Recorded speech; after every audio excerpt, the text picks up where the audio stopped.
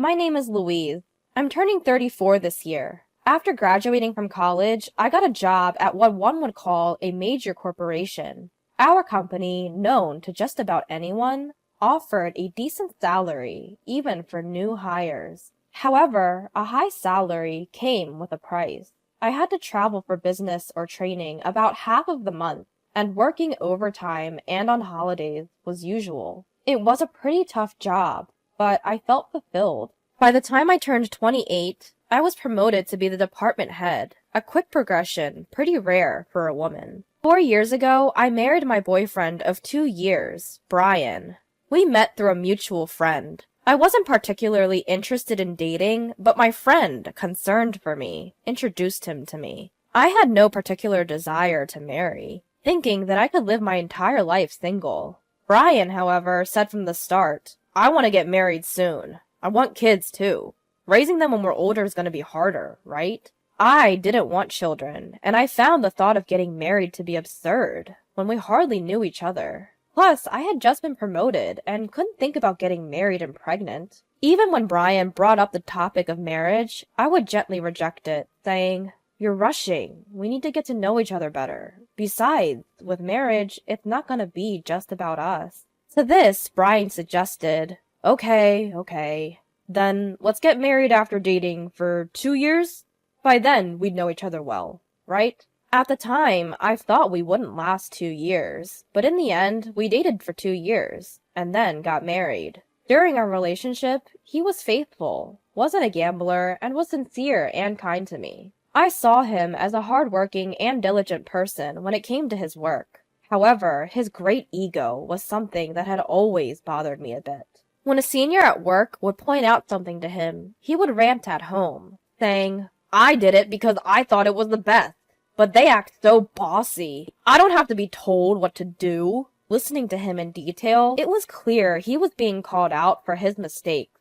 But it seemed like he couldn't stand being criticized, whether it was by a superior or not. When we decided to have dinner with both families for greetings, for some reason, he picked a restaurant that charged over $200 per person and asked me to pay half since it was so expensive. I suggested a less expensive place, but Brian insisted. "This is important. If I choose a cheap restaurant, they'll think I'm stingy," and wouldn't listen. If that's the case, he should handle it all himself. But he said, "I can't cover 8 people with my salary. At most, maybe 3. So please cover the remaining 5, and ended up asking me to pay more than half. We had 4 people from each family, making a total of 8. So Brian was saying we should meet at an over $200 per person restaurant, even though he couldn't even cover his family's share. I wasn't quite happy when he brought up this plan, and I was even more puzzled when he told everyone at the dinner, "Don't worry about the bill today. I'll take care of it." But everyone seemed happy, and I thought I should let him take the lead in this situation. So I swallowed my words. Looking back, I think I might have made a mistake. I regret not calling off my marriage to Brian, a man so full of himself. Brian's attitude towards me changed completely after we got married. He began to talk to me in a condescending manner all the time. Before we got married, he knew I was busy with work and said he would help with household chores. However, after we got married, he started saying things like, "What would the neighbors think if they saw a man hanging out laundry? Besides, household chores are a woman's job, right? I'm out working hard, so let me relax at home." He never lifted a finger to help, no matter how busy I was. Does he really think people would be fazed by seeing a man putting out laundry? I was fed up with his domineering attitude, but I didn't mind doing the housework, so I could tolerate it. What ticked me off was the fact that Brian was giving money to his parents. Although Brian's parents were farmers, they seemed to be struggling to make ends meet. Seemed like they never made much in the past either. And now that they were nearing their 70s, farming was becoming more difficult. Because of this, they would frequently call Brian to send them some money. At first, I thought it couldn't be helped since they were struggling, but within 6 months of getting married, Brian started giving all his salary to his parents. Brian wouldn't contribute any money for our living expenses. I once told him, "This is so much. It's ridiculous to cover all the living expenses with my salary alone." But Brian replied, "How can you say such a thing when my family is in trouble? They're your family too. Besides, you make more money than I do, so you should be able to live just fine. And wouldn't listen to me. On the phone with his parents, Brian always said, "It's fine. I'm taking care of it with my salary. I won't let her say anything about it." It was as if he was only sending part of his salary. But in fact, he was giving all of his salary to his parents. He had no money left for himself and started asking me for pocket money, saying, "Can you give me about $200? I won't even be able to afford lunch at this rate." I finally decided I couldn't continue living this way and suggested, "Let's decide on a monthly limit for the amount we send to your parents. Please find a way to cover your lunch expenses on your own." But Brian would always say, "Got it, we'll do that." But he kept sending all his monthly salary to his parents. That was the one thing I couldn't stand, no matter what. One day I had to be away from home for about 2 weeks for a business trip. From Brian I got a, "What? 2 weeks? What am I gonna eat then? And what about my laundry?" Even though he knew I had a job that required frequent travel. When I, annoyed at his childishness, said, "Figure it out yourself. You're a grown man. If you can't, why don't you go home while I'm away? You'll eat good there, right?" Brian reluctantly agreed. 2 weeks later, when I returned home, for some reason, Brian's sister Elizabeth was at home. She lived a little away from us, and we hadn't seen each other since our wedding. As I was wondering if something had happened, Elizabeth, seeing my face, said, "Hi, Louise. It's been a while." "Oh, that's right. The money. It was a lifesaver. Thank you so much."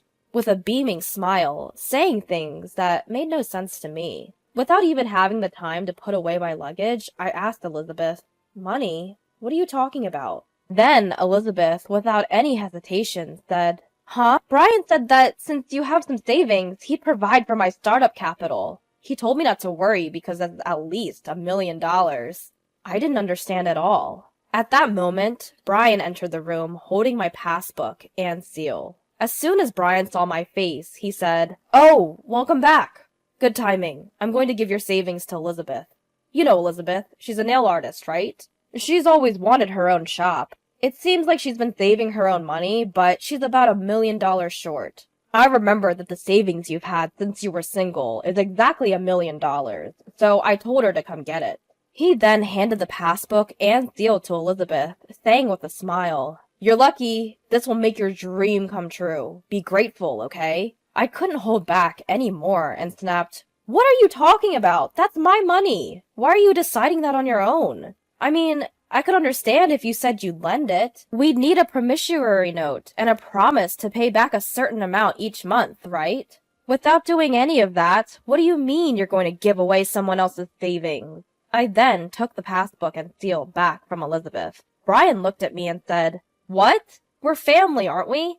It's ridiculous to write a promissory note for family members. Besides, we're not lending this. We're giving it. You don't even have a hobby because you're always working, right? It's a waste to just hold on to money. Elizabeth has a dream. Isn't it more meaningful to use it to make that dream come true?" And then he glared at me. Upon hearing Brian's words, I understood he was someone I couldn't communicate with. Just when I thought it was a waste of time to continue the conversation, Brian said, "This money is too good for you, so I'm giving it to Elizabeth. You'd only waste it. You can just work and save up again. Understand? If you still want to argue, we'll get divorced." Seeing this as an opportunity, an idea sparked my mind. I quickly responded, "All right, let's get a divorce. I'll write up the divorce papers and send them to you. I'll come pick up my things soon. Until the divorce is finalized, I'll stay at a hotel. Bye for now." And with that, I grabbed my luggage from a business trip and left the house swiftly. Brian was stunned by my sudden decision, but after a while he sent multiple texts, saying things like, "You can still come back if you apologize now," and "Elizabeth says she'll forgive you for what happened today, as long as you give her the money. So stop being stubborn and come back." I ignored all his texts. Who does he think he is? The next day, I went to the city hall and mailed the signed divorce papers back home. Even then, he kept texting me, saying things like, "Are you really sure about this? I'm going to submit the divorce papers, okay?" I only responded with, "Please submit them as soon as possible," and ignored all the other texts. The divorce with Brian was finalized sooner than I thought.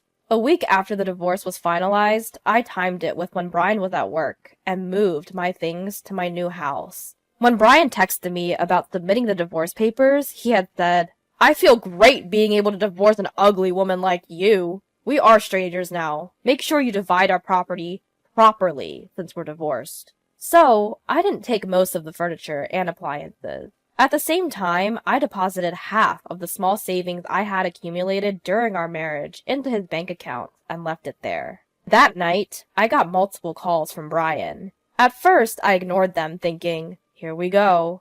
But after a while, I started getting calls from Elizabeth, too. Finally, I picked up the damn phone, and Brian immediately yelled, "Hey! What happened to our property division? This is ridiculous! There's only $800 in this account." Well, I was thinking to myself, it's exactly as I expected.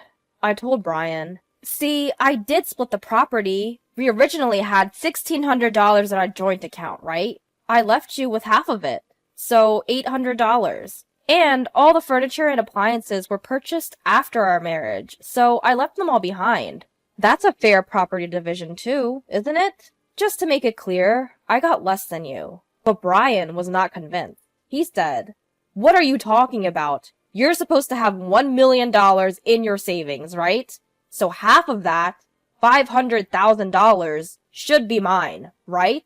Plus, you have an inheritance from your grandpa died, right? That inheritance should be half mine too." I was flabbergasted and couldn't help but laugh. I saw this coming. Otherwise, I don't think Brian would have agreed to file for divorce so easily. I managed to hold back my laughter and explained, "Listen, Brian, division of property refers to the division of marital assets. My savings from when I was single and the inheritance I received do not fall under marital assets. I don't know who you heard about property division from, but I consulted a lawyer and split our marital assets properly. The money we saved after getting married was actually all earned by me. You never contributed to our household expenses, remember? Be grateful that I even divided that." Brian said, "You're lying. There's no way that's true. You can't fool me. Hand it over properly, or I'll sue you," he desperately yelled with a shaky voice. But I calmly told him, "Go ahead. If you can sue me, then do it. I haven't deceived you in any way. Plus, I've done the property division fairly. I'm not afraid of being sued." Upon hearing this, Brian flusteredly said, "Wait! Let's forget about the divorce. I was wrong. Come back to me." He completely backpedaled and asked for reconciliation. I replied, "What are you talking about? The divorce has already been finalized, and I have absolutely no intention of going back. This is not a joke." And then I added, "Since this is the end, let me tell you, if you plan on continuing to live there, you have to pay the rent yourself. The rent is about $1,800 a month. You probably didn't know because you've never paid for it." When I said this, Brian replied in a weak voice, "There's no way I can afford that." If he can't pay, then he just has to leave. That's none of my business anymore. After that, it seems that Brian went back to his parents' house because he couldn't afford the rent. Unable to come up with the moving expenses, Brian sold the furniture and appliances I left behind for moving expenses. His parents thought Brian was making a decent amount of money and happily welcomed him, thinking it would make their lives easier. But in reality, Brian wasn't able to give them as much money as when he was with me, and he seems to be quite uncomfortable staying there. Elizabeth had been told by Brian not to worry about money and had started preparing to start her own business. But since she couldn't get a penny of my savings, it seems that the startup plan came to a halt. Moreover, it seems that she suffered a loss because she had to cancel the preparations she had started. Brian seems to have been given a hard time by Elizabeth as well, but that's not my problem. I'm currently focusing on my work while living alone. I've had enough of marriage. I still get messages from Brian saying he wants to get back together, but I completely ignore them. It was kind of funny to hear him report his situation to me every now and then, so I let it be. But I'm planning to block him soon.